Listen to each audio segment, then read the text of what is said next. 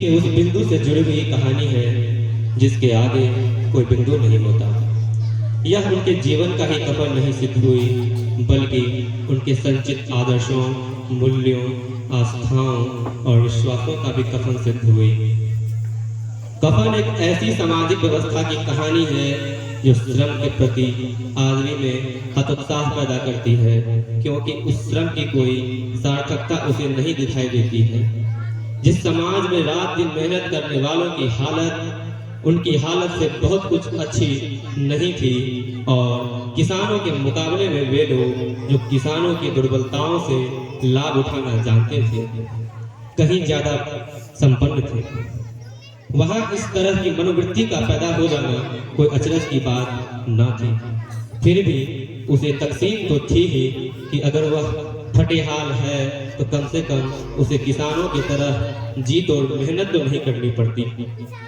उसकी सरलता और निरीता से दूसरे लोग बेजा फायदा तो नहीं उठाते। 20 साल तक यह व्यवस्था आदमी को भरपेट भोजन के बिना रखती है। इसीलिए आवश्यक नहीं कि अपने परिवार के एक सदस्य के मरने जीने से ज्यादा चिंता उन्हें अपने पेट भरने की होती है।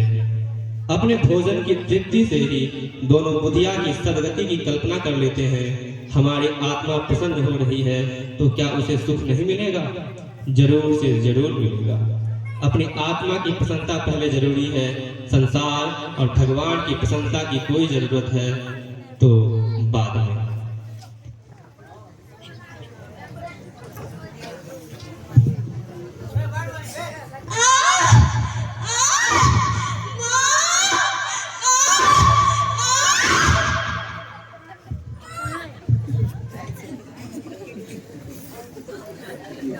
मालूम पड़ता है बचेगी नहीं, सारा दिन दौड़ते रहेंगे। जाकर देख तो। अरे मरमनी है तो मर नहीं जाती है जल्दी। देख कर क्या करूं? बड़ा बेदर्द है तुम। साल भर जिसके साथ सुख चैन से रहे, उसी के साथ इतनी बड़ी बेवफाई। अरे तो मुझसे तो उसका ये हाथ पांव पटकना और तड़पना देखा नहीं जाता है। जमानों का कुनबा था, सारे गांव में बदनाम घिसू। ये एक दिन काम करता तो 3 दिन आराम करता। और ये माधव आध घंटे भर काम करता तो आधे घंटे भर चीना पीता। इसीलिए इन्हें कहीं मजदूरी नहीं मिलती थी। घर में मुट्ठी भर भी अनाज मौजूद हो तो काम करने की कसम थी। जब बीच में 2-4 फाके हो जाते तब घिसू पेड़ पर चढ़कर लकड़ियां तोड़ लाता और माधव उसे बाजार में जाके बेच लाता। जब तक पैसे रहते दोनों इधर से उधर मारे फिरते। उस गांव में काम की कमी नहीं थी। अरे किसानों का गांव था। मेहनत मजदूरी करने वाले लोगों के लिए 50 काम थे, मगर इन दोनों को उसी वक्त बुलाते जब दोनों में से कोई काम पा करके संतोष कर लेने के सिवा और कोई दूसरा चारा न था। अगर ये दोनों साधु होते, इन्हें संतोष और धैर्य की बिल्कुल जरूरत न होती। घर में यह तो इनकी प्रकृति थी। विचित्र जीवन था इनका। घर में 2-4 मिट्टी के बर्तन के अलावा और कोई दूसरा संपत्ति नहीं थी। लेकिन अपने फटे चित्रों से अपनी नग्नता को ढके हुए जिए जा रहे थे। संसार के सारी चिंताओं से मुक्त और कर्ज से लदे हैं। ये गालियां भी खाते और मार भी खाते, फिर भी कोई गम नहीं। दिन इतने की वसूली की बिल्कुल भी आशा न रहने पर लोग कुछ न कुछ कर्ज दे ही देते थे।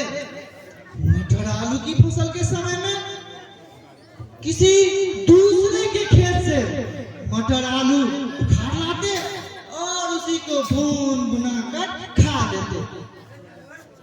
या कोई दूसरे खेत से 10-5 ऊख उखाड़ लाते, उसी को पूरे रात भर चूसते। घीसू ने इसी आकाश वृत्ति से अपने 60 साल काट दिए और ये माधव भी अपने सपूत बेटों की तरह अपने बाप के पद चिन्हों पे चल रहा था और उसका नाम और भी ऊंचा कर रहा था। इस बार दोनों अलाव के सामने बैठकर आलू भून रहे थे। ये घीसू के पत्नी का देहांत हुए बहुत दिन हो गए थे, मगर माधव के ब्याह पिछले ही वक्त हुआ था। जब से वो औरत आई थी, इस खानदान की व्यवस्था की नींव डाल दी थी। वो दोनों और भी आराम तलब हो गए थे। वो औरत के आने से ये कुछ करने भी लगे थे। कोई मजदूरी करवाने के लिए आता तो ये निर्ब्याज भाव से दुगुनी मजदूरी मांगते। आज वही औरत अपनी प्रसव वेदना से मर रही थी, चीख रही थी, चिल्ला रही थी। वही औरत जिसके आने से इसके घर में व्यवस्था बनी थी, जिसके आने से ये दोनों काम तलब हो गए थे, कुछ अकड़ने भी लगे थे। आज वही औरत मर रही थी और ये दोनों शायद उसी इंतजार में थे कि वो मर जाए और हम आराम से सोए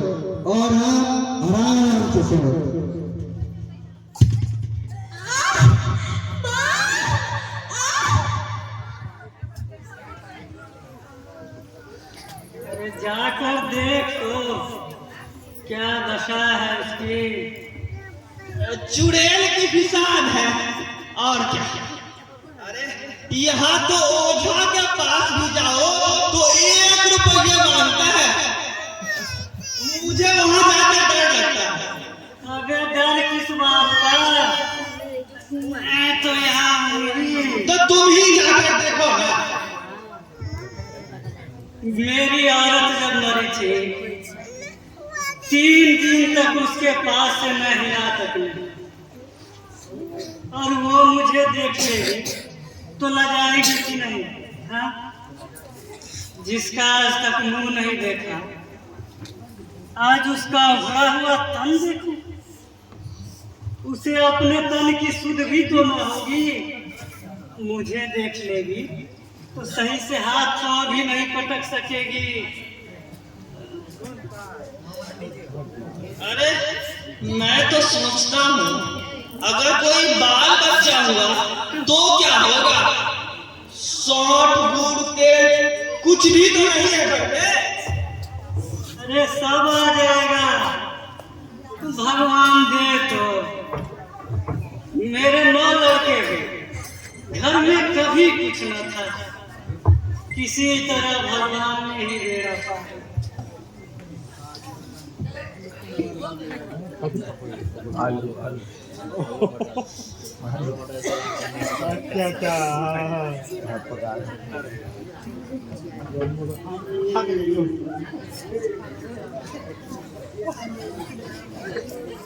वो भोज नहीं भूलता। कौन सा भोज? अरे सुन तो, लड़की वालों ने सबको घर पे पूरियां खिलाई थी, सबको। वो भी असली घी के, शुद्ध घी के।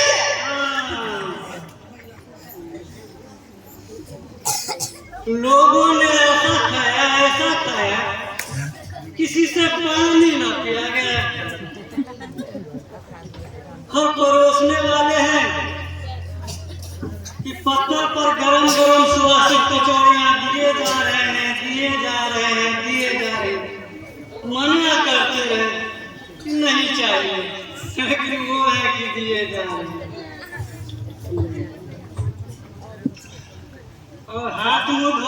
बाद पान इलायची हिंदी हम मुझे कहाँ सुरती पान इलायची की। मैं तो झपट गया और कंबल को लेट गया। ऐसा दरिया देखा वो ठाकुर। पर अब हमें ऐसा भोज कोई नहीं खिलाएगा। अरे अब कोई क्या खिलाएगा? अब तो सबको किफायती सूझती है। शादी विवाह में खर्च मत करो, क्रियाक्रम में खर्च मत करो। पूछो गरीबों का माल बटोर बटोर कर कहाँ रखोगे? हाँ, खर्च में किफायती सूझती है। तुमने 20 एक पुड़िया तो खाई होगी। अरे 20 से ज्यादा खाई। मैं तो 50 खा रहा। 50 से कम हम भी नहीं खाए थे। अच्छा पट्टा थे। तू तो मेरा आधा भी नहीं है।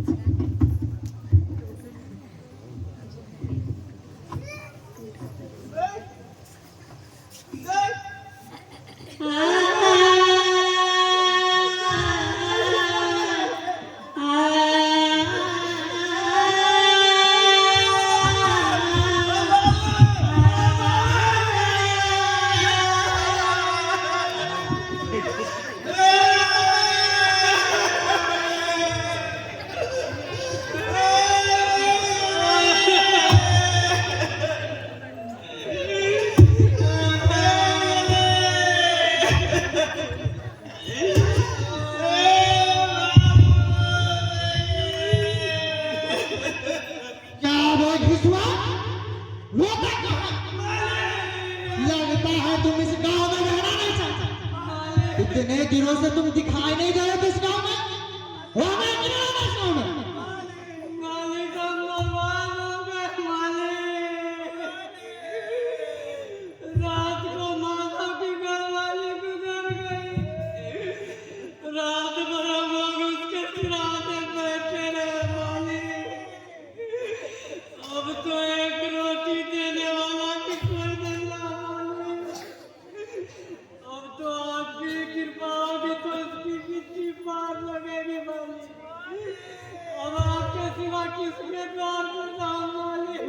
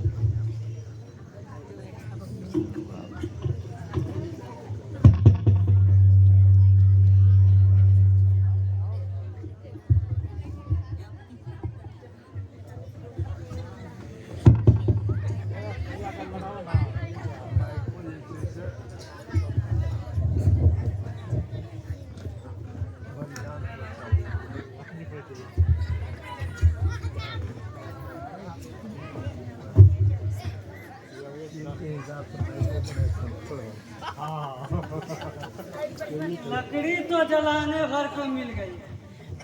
क्यों माधव? हाँ, लकड़ी तो मिल गई। अब कोई कफन मिल जाए तो बात है। हाँ चलो कोई हल्का फुल्का सा कफन ले लेते हैं। हाँ, वैसे भी लाश उठते उठते रात हो जाएगी। रात को कफन देखता ही कौन है? बड़ा जालिम दुनिया है। जीते जी जिसको तन ढकने के लिए चिथड़ा ना मिले, मरने के बाद उसे नया कफन चाहिए। और लाश के साथ कफन जल ही तो जाता है।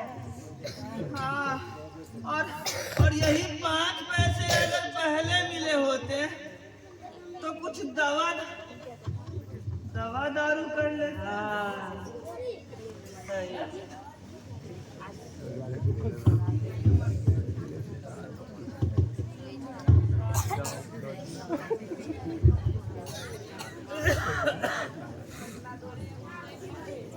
क्या है भाई?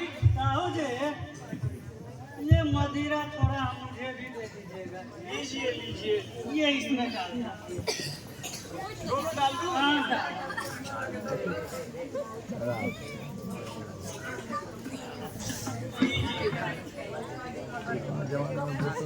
ये पैसे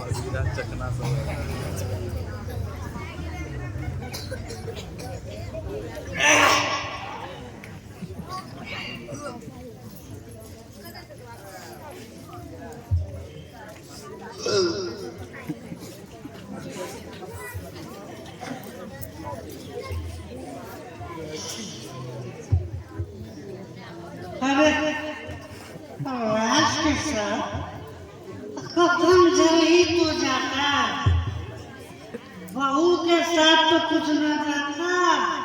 हाँ? अरे दुनिया का तो रिवाज है, वरना लोग इन बावनों को हजारों रुपए क्यों दे देते हैं? कौन देखता है? पर लोग मिलता भी है कि नहीं? अरे बड़े आदमियों के पास धन है, हमारे पास क्या है? हाँ? पर लोगों को क्या जवाब दोगे? लोग पूछेंगे नहीं तुमने पैसे क्या किए? हमें क्या देंगे? कमर से रुपये खिसक गए, लोगों को विश्वास नहीं होगा, लेकिन फिर वही लोग रुपये देंगे। मगर बड़ी अच्छी थी बेचारी, मरी मगर खूब खिला पिला है।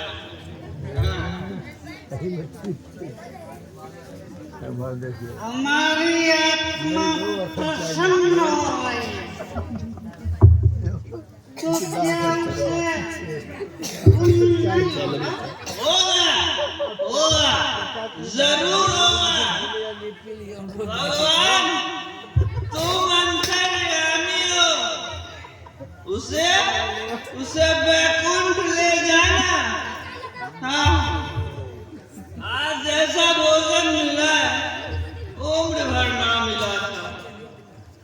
क्यों दादा, हम लोग भी एक दिन वहां जाएंगे ना?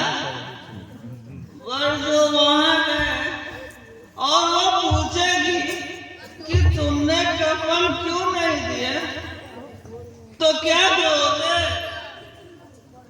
हमें कहेंगे तुम्हारा सिर। पूछेगी तो जरूर। तू कैसे जानता है कि उसे कफन नहीं मिलेगा? तू मुझे गधा समझता है? नहीं, 60 साल से क्या मैं घास खोद कर रहा हूँ?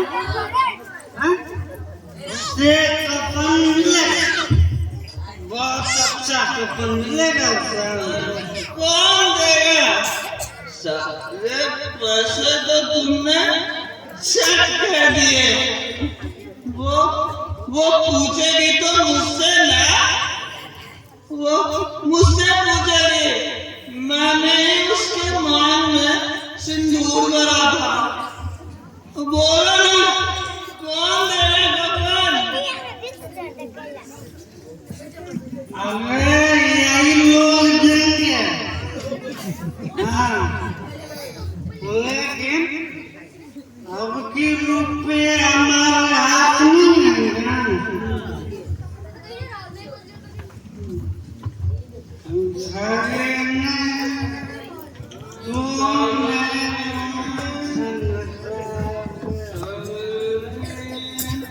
ठगनी क्यों नैना झमकावे, ठगनी क्यों नैना झमकावे, तेरे हाथ कबीर नावे, तेरे हाथ कबीर नावे, ठगनी क्यों नैना झमकावे, ठगनी क्यों नैना झमकावे, ठगनी क्यों नैना झमकावे।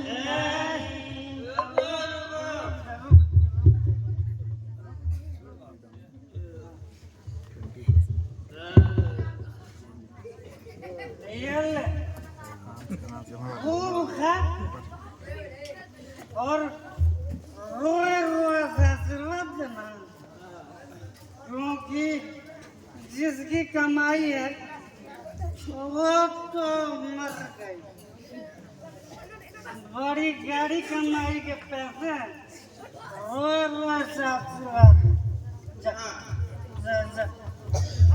ठगनी क्यों नैना झमकावे, ठगनी क्यों नैना झमकावे, तेरे हाथ कबीर नावे, तेरे हाथ कबीर नावे, ठगनी क्यों नैना झमकावे, कद्दू काट मृदंग बनाया, नींबू काट मंजीरा, पाँच करोए मंगल गावे, नाचे बालम हीरा, ठगनी क्यों नैना झमकावे, ठगनी क्यों नैना झमकावे। वो वैकुंठ जाएगी, वैकुंठ की रानी बनेगी। हाँ, रानी बनेगी वो। हाँ बेटा, वो वैकुंठ जाए,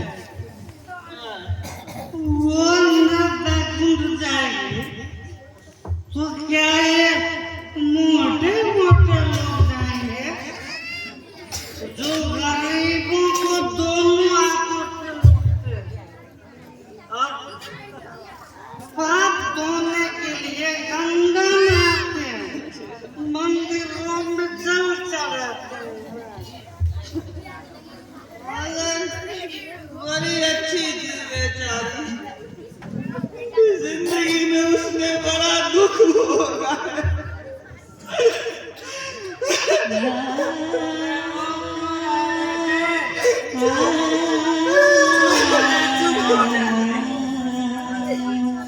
अच्छा हुआ जो माया मोह त्याग कर चली गई।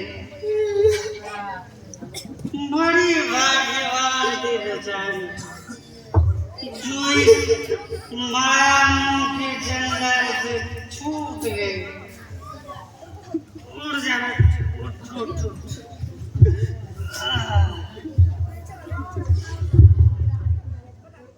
ठगनी क्यों नैना झमकावे, ठगनी क्यों नैना झमकावे, तेरे हाथ कबीर नावे, तेरे हाथ कबीर नावे, ठगनी क्यों नैना झमकावे, कद्दू काट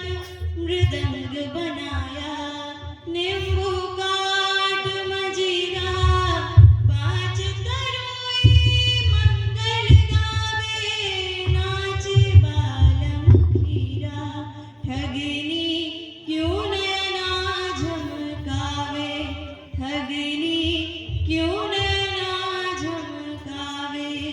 रूप पहर के रूप दिखावे, सोना पहर तरसाए। घाल गले तुलसी की माला, तीन लोक भरमावे। ठगनी क्यों नैना झमकावे, ठगनी क्यों नैना झमकावे। भैंस पद्मिनी आशिक चूहा, मेंढक ताल लगावे। छपर चढ़